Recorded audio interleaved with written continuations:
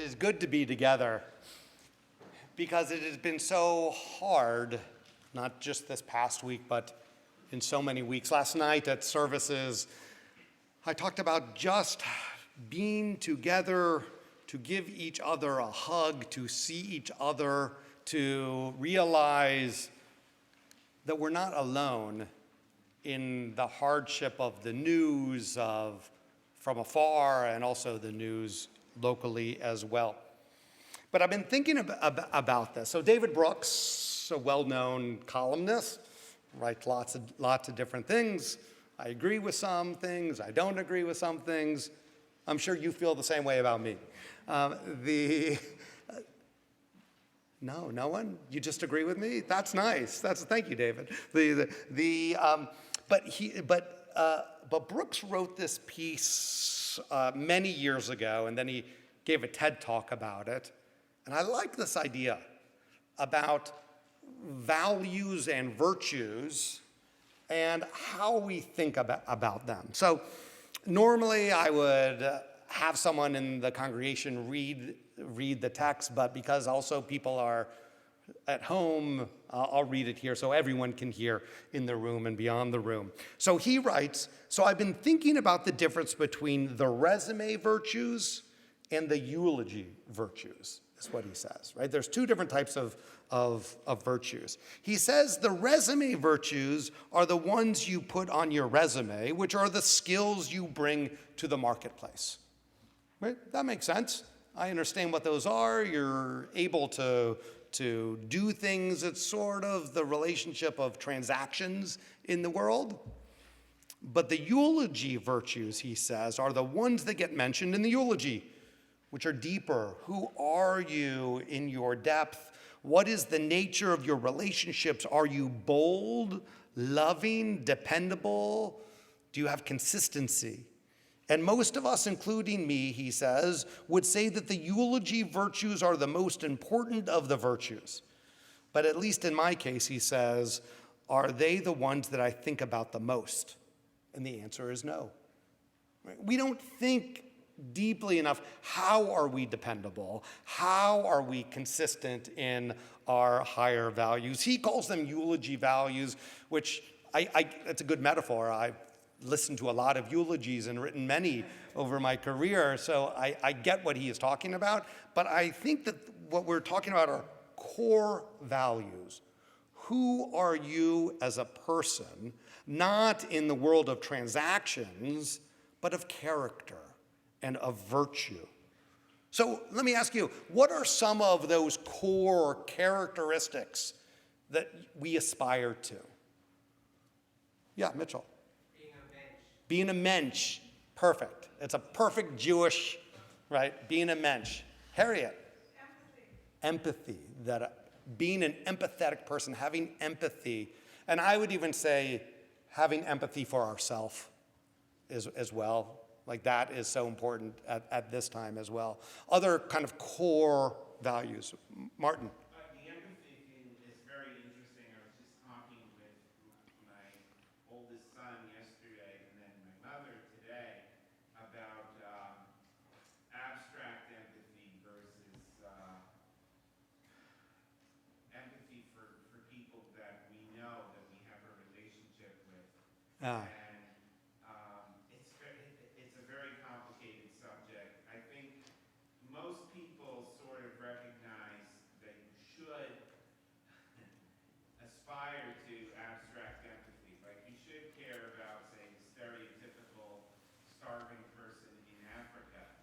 But so not really so good as that. We're much better at, feeling empathy for. Well, that's interesting. So there's abstract empathy, Martin is saying, and then specific. I think what was the term you used? But connected empathy, so that there's this idea that there's broad empathy for humanity, starving children in Africa, you said, right?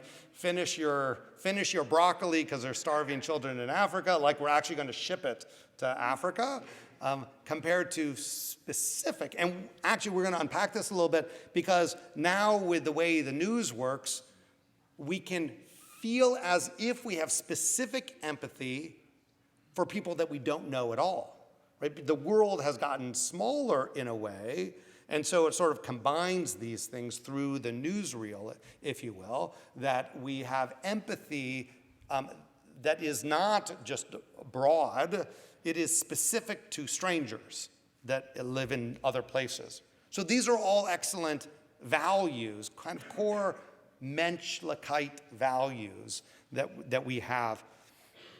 And our texts give us many examples. I just brought one so that we could see that this is from a Mishnah in a section called Peah, that there are things that have no definite quality.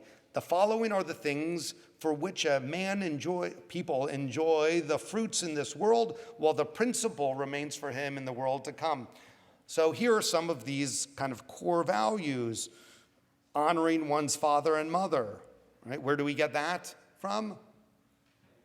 10 Commandments, exactly, right? So the performance of righteous deeds and the making of peace between a person and his friends. And the study of the Torah is equal to them all. Why is the study of Torah equal to these? These aren't such specific acts, right? Each one, they're kind of broad. Making peace between friends, that's a broad category. But why is studying Torah equal to them all? I think it's because studying Torah propels us into the world. Right? Studying Torah gives us the base of values and morals in which we must take action in the world. It is not just an abstraction. The more that we learn Torah, the more we are pushed into the world to be an actor in the world, as I mentioned earlier, in order to take the aspirations that we have and to turn them into reality. And that's why I think that the Mishnah tells us that studying Torah is equal to all of these eulogy values, as Brooks would say, or what I'm saying is core values. But now we get today's Torah reading. In today's Torah reading, you shall appoint magistrates and officials for your tribes in all of the settlements that Adonai your God is giving you, and they shall govern, on the back page, the people with due justice. You shall not judge unfairly. You shall show no partiality. You shall not take bribes, for bribes blind the eyes of the discerning and upset the plea of the justice. There are many sermons that could be given just on those verses in our judicial proceedings of America right now. But then we get this pasuk that I think is one of our core values. I've seen it on the walls of many lawyers, of many judges, of many, many people, and maybe even of law students. It is what propels them into it. Justice, justice shall you pursue. Right? Tzedek, tzedek tirdov. That many people, observant or not observant, this is sort of one of these key things. Tzedek, tzedek tirdov, tikkun olam, whatever else you might, like it's one of the banners of Judaism that we would put out. It says, justice, justice you shall pursue, that you may thrive and occupy the land that Adonai your God has given you. I feel like there's this interesting paradox here within this verse. Right? We have protests all over the place related to Israel and Hamas. Right? Justice, justice. You must stop this in the name of justice. And actually, the verse also says that pursuing justice will allow you to live in the land. Right? So there's kind of a paradox within the same verse. Right? That the protesters on campuses, from the West Coast to the East Coast and everything in between, right, is saying that in the pursuit of justice, Israel must withdraw, we have to embargo, or Israel can't exist in the name of justice. And yet the Torah is teaching us that the balance of justice is what's actually going to bring us into the land. I'm interested in this repetition of tzedek, tzedek, tirdov. Right? That justice, justice. Now, in biblical grammar, the repetition of a word is simply for emphasis. Like it is super great, great, great. Here, justice, justice. It has to be an intensity. It adds an intensity to it. But of course, the rabbis take it in a plethora of directions. I brought just one from Nachmanides to give you a sense of it. The reason for the doubling, tzedek tzedek, is to teach not only judges must pursue righteousness for the sake of people, but we, too, must consistently seek justice, right? The tzedek tzedek is not just to emphasize, but it is to say justices, which is within the context of the verse, and also us, the receivers of the Torah, also are part of this charge. We cannot abdicate our responsibility to the legal system. It is up to us to do it. And the rabbis have many, many important insights into the doubling, into the repetition. But I'm interested in this. What happens if two sets of tzedek, two acts of righteousness, are both righteous and in friction with one another? Because I think that's where we are right now. Right? One is choosing over the other, though. Tzedek, tzedek, two acts of righteousness, of justice, of rightness, are in conflict with each other. So we have protesters on campuses. I'm using them as an example. Protesters are holding up that human life is the highest value. And any act of violence, and that act of violence is what brings in the intersectionality that they call, right, is wrong. And they're holding that up the highest. Interestingly, of course, we have to point out that any act of violence is not exactly right, that stream of thought, because what about the acts of violence done towards us? Right? Women's groups have been silent about the acts of violence Hamas did towards Israeli women on October 7th. Right? Many groups have been silent about the acts, but they are holding up one side that preserving human life is greater than everything else. That's one act of righteousness, and that's in part a good value. But what about the other tzedek? Of us being able to also be safe, of us also to be able to be secure.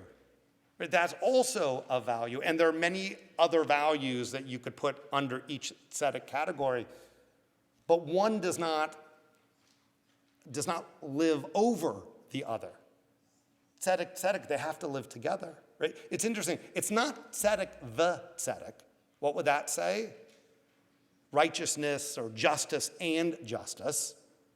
Right? It's not tzedek vis tzedek. It's tzedek tzedek. If you want to see how they're connected even closer, you can look in the Hebrew. If someone wants to look in the Hebrew, we're on the top of page 2. Look at the trope marks. Tzedek tzedek. Mercha tipcha. Right? Even the trope marks, mercha tipcha, tzedek tzedek, that these are two trope marks that are intertwined with each other. They're together. So the words are even squished together in their meaning and in their presentation. As old as the Masoretes, going back to the year 700 or earlier, they saw these words as being interconnected with each other. Tzedek tzedek. So what I learned from this is that one set of values does not, I want to say trump, but one set of values doesn't trump the other set of values, and that's where we are having such a hard time. Universalism compared to particularism, right? Universal, what Martin called abstract empathy, thank you. Abstract empathy, universalism, does not raise up over particularism. Concern for humanity does not take precedent over concern for the Jewish people, for Am Yisrael. And concern for us does not trump concern for others, right? Remember, the more that we learn Torah, the more that we are specific, We are pushed out into the universal. But we need to first be aware of the particular. Tzedek, tzedek, mercha tivcha. They're tied together. Marshall Lenehan, the founder of a therapeutic technique called DBT, dialectic behavioral theory, right, talks about dialectics, that we are able as people to hold opposites together. And that's really hard because headline news does not want us to live in complicated spaces. This is right or that is right. But the world does actually not live in that space.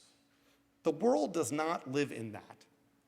It is right to stand up for ourselves. It is right for Israel to not only exist, but to thrive and be safe. It is right for us to be proud of being Jewish. And it is also right for us to have compassion for others. Inversely, it is okay for our hearts to be broken for all of us. The problem is that I don't think Hamas is sad about what is happening.